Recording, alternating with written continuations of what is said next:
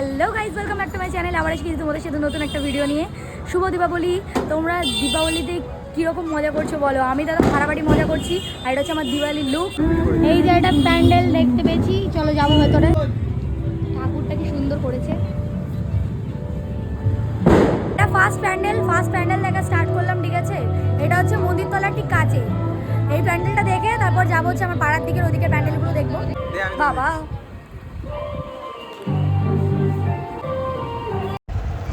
রাস্তার লাইটিংগুলো দেখে খুব সুন্দর লাগছিল। আর আমি পরপর কালী ঠাকুর দেখতে দেখতে যাচ্ছিলাম।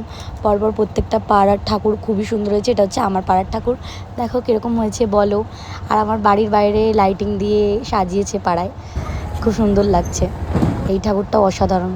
আমি যতগুলো ঠাকুর দেখেছি প্রত্যেকটা ঠাকুর অসাধারণ এবং প্রত্যেকটা প্যান্ডেলই খুব দারুণ করেছে।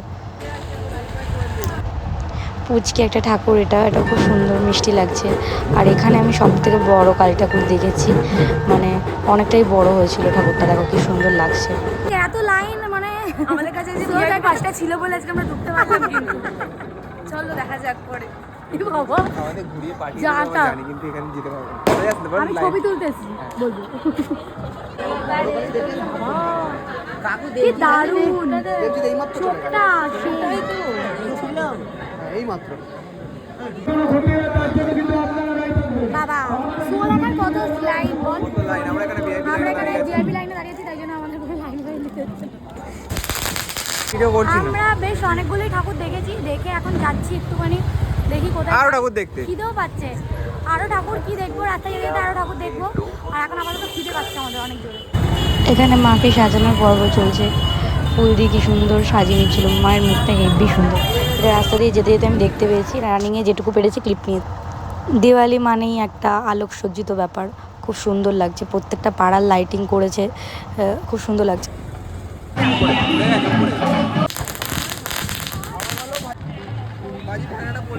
ঠাকুর দেখা কমপ্লিট হয়ে গেছে। আর তোমাদের দিওয়ালি কেমন কাটছে অবশ্যই কমেন্ট করে জানিও।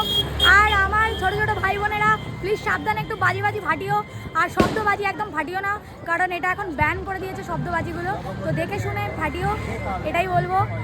বি সেফ, যা করবে আর মজা করো, মজা তো অবশ্যই করবে তোমরা। তো আবার এখন যাবো হচ্ছে একটু পরে খেতে, এখন একটু আড্ডা দিই স্টেডিয়ামে এসে।